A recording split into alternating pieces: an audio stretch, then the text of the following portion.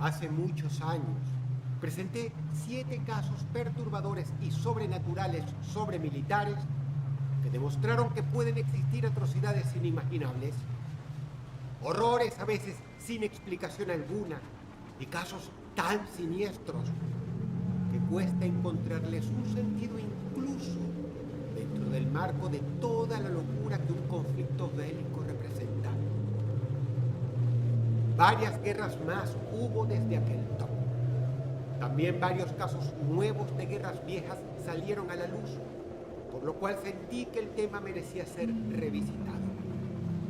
Te presento otros 7 casos perturbadores en las cuales curtidos y valientes veteranos temblaron frente a algo que no era el enemigo, o que hicieron cosas impensables que poco tuvieron que ver con la tarea de defender a su país. Prepárate muy bien porque estos son 7 casos perturbadores o sobrenaturales sobre militares, parte 2. Número 7. Algunas historias sobrenaturales vinculadas a militares han sido objeto de investigación seria por parte de medios de prensa prestigiosos. Tal es el caso del soldado británico quien, en condición de anonimato, relató a varios periodistas haber visto figuras infantiles fantasmales en varias zonas de conflicto en Afganistán. Estos avistamientos, de los cuales las tropas británicas guardaron registro, estaban tan bien documentados que fueron recabados e investigados por una serie de artículos en el medio The Guardian durante el año 2007, y la situación se resumió en una historia sobre la cual el periódico consiguió varios testigos presenciales.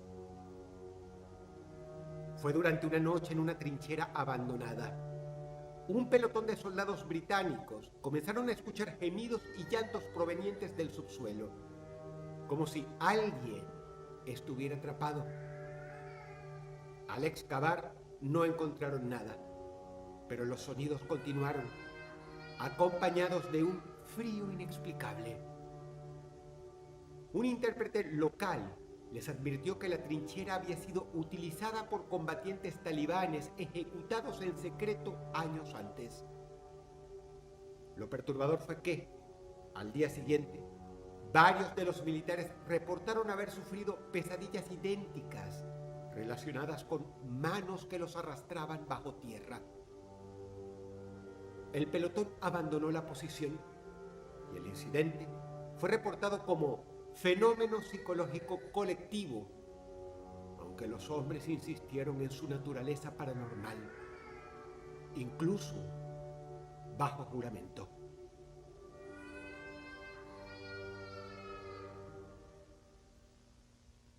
Número 6. Más acá en el planeta, un soldado colombiano, cuya terrible experiencia había sido compartida por él y sus compañeros al diario El Tiempo en el año 2015, narró en un foro de internet el escalofriante encuentro de su unidad con lo que fue descrito como un extraño silbido en la selva. Según él, los uniformados patrullaban la selva colombiana en el marco de operaciones contra la guerrilla de las FARC durante una noche sin luna, cuando escuchó un silbido agudo que parecía seguir al pelotón.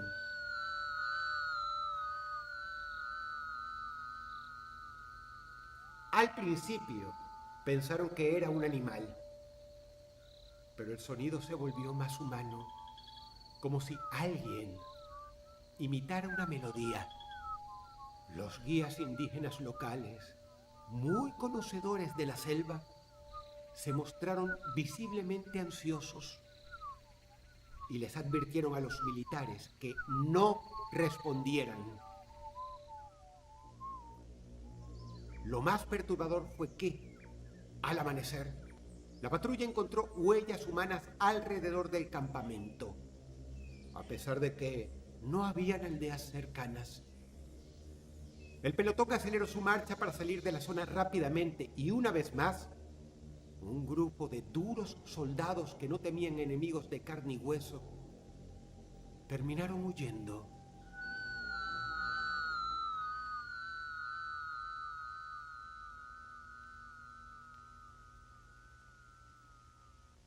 Número 5.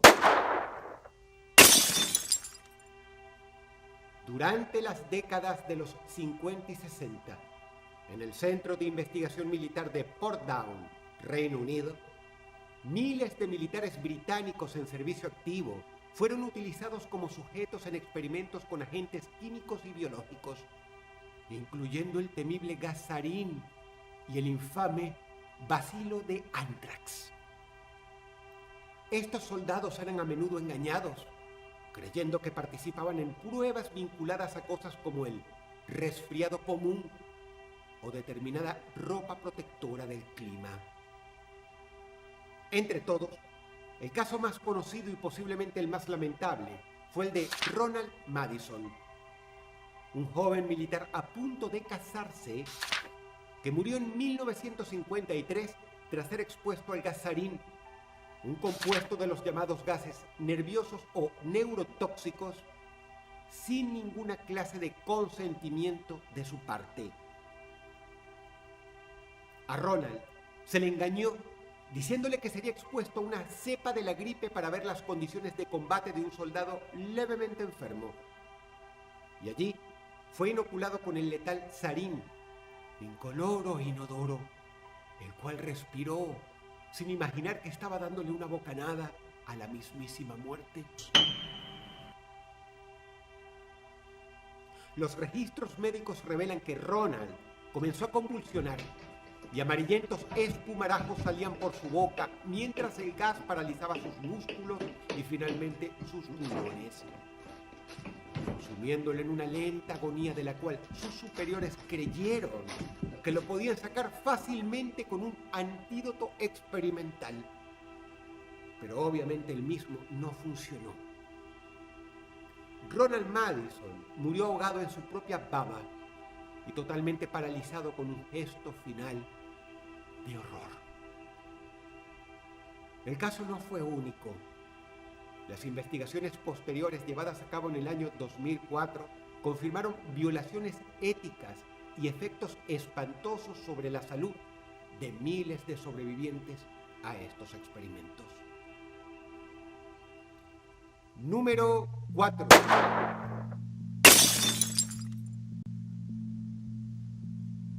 En el año 2023, un soldado ucraniano desplegado en la devastada ciudad de Mariupol comenzó a contar en X una experiencia que incluso fue confirmada a nivel oficial por varios otros ucranianos en la zona en reportes oficiales. Giraba en torno a un encuentro con un tanque ruso maldito, el cual ya era incluso célebre por las tropas. Todo comenzó con la inspección de un tanque ruso abandonado. Mientras revisaban el vehículo, que parecía intacto, el motor se encendió solo y los controles comenzaron a moverse sin intervención humana. Lo más aterrador fue que el cañón giró lentamente hacia ellos, como si los estuviera apuntando. Los soldados huyeron y minutos después el tanque explotó sin razón aparente. Los civiles locales afirmaban que el vehículo estaba maldito porque su tripulación había cometido atrocidades antes de abandonarlo. El soldado, racional por naturaleza, no pudo explicar lo que vio y evitó a partir de allí acercarse a otros vehículos enemigos abandonados. Pero cuando contó su experiencia a otros compañeros, ocurrió una curiosidad muy grande. Hubo un par de ellos que le dijeron que habían vivido algo similar en otros lugares y que no lo habían contado por miedo a ser tomados por locos. Número 3. En el libro de memorias de guerra titulado Haunted War Tales de R.C. Bramhall, se relata una anécdota sobre la guerra de Corea muy particular que ha pasado a la historia militar como uno de los más extraños casos sin explicación obtenido en guerra alguna. Resultó que allá a principios de la década de los 50, un pelotón americano en Corea, durante una patrulla nocturna en las colinas cerca de la zona desmilitarizada, se encontró con lo que parecía ser una unidad aliada avanzando en la oscuridad. Los soldados intentaron comunicarse, sin aval alguno. Lo inquietante fue que, al acercarse, las figuras desaparecieron en la niebla. Y un rastreo posterior reveló que no había huellas ni evidencia de presencia humana. Los soldados descubrieron más tarde que esa área fue escenario de la masacre de numerosas tropas estadounidenses tan solo meses antes. El incidente dejó al pelotón con un miedo persistente, y algunos soldados afirmaron escuchar pasos y susurros en patrullas posteriores en la misma zona, por lo cual se negaban a patrullarla. En informes militares se manifestaba sorpresa de que los curtidos soldados americanos del frente le tuvieran mayor temor a esta patrulla fantasma que a las tropas norcoreanas o chinas.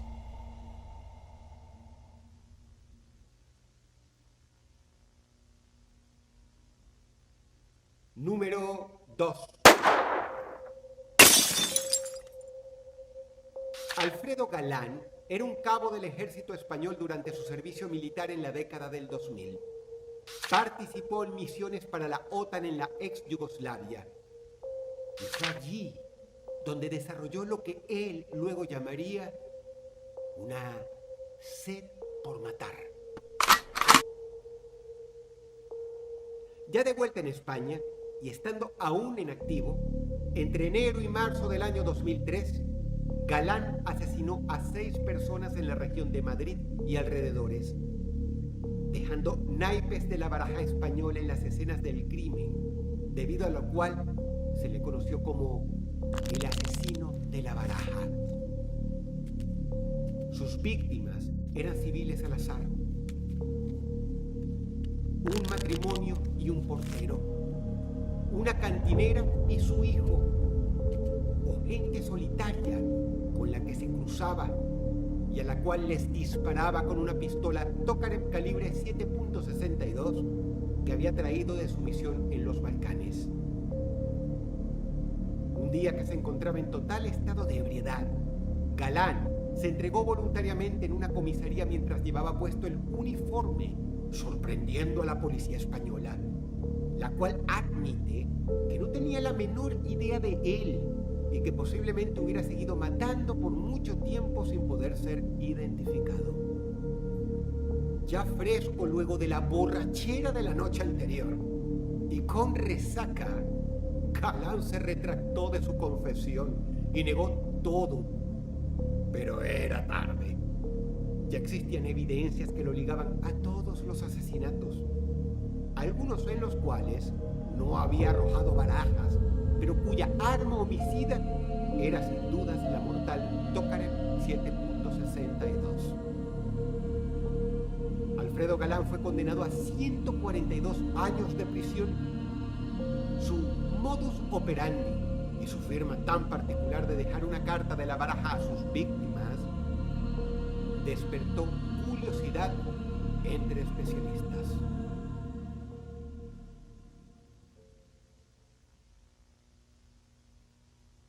Número 1.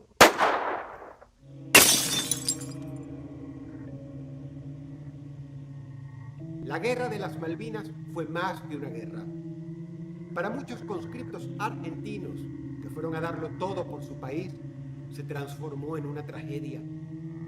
No a merced de sus enemigos ingleses, a quienes poco temían. Pasa que muchas veces fueron víctimas de sus infames superiores. La mayoría de la oficialidad que era parte de una cúpula militar corrupta y cruel que gobernaba el país con mano de hierro y que veía en dicha guerra más una excusa para perpetuarse que la gesta heroica que sentían en su corazón aquellos jóvenes que fueron a luchar valientemente contra un enemigo mejor preparado. Un conscripto del Regimiento de Infantería 12, estacionado en Pradera del Ganso, relató en una entrevista publicada por La Nación en el año 2007 una experiencia aterradora. Durante la preparación para la batalla del 27 al 29 de mayo del año 1982, un oficial superior perdió la paciencia, frustrado por el agotamiento de sus jóvenes soldados, a quienes tenía muy mal abrigados y sobre todo muy mal alimentados. El tipo no tuvo mejor idea para motivarlos que tomar a este conscripto en particular, hacerlo arrodillarse delante de todos y decirle que si no obedecía, lo mataría allí mismo como ejemplo para todos. Tras decir esto, apretó el gatillo en la cabeza del muchacho. Pero la bala no salió. Aquello había sido solo un simulacro de fusilamiento. El oficial le dijo al conscripto antes de escupirlo: la próxima vez estará cargada, pendejo.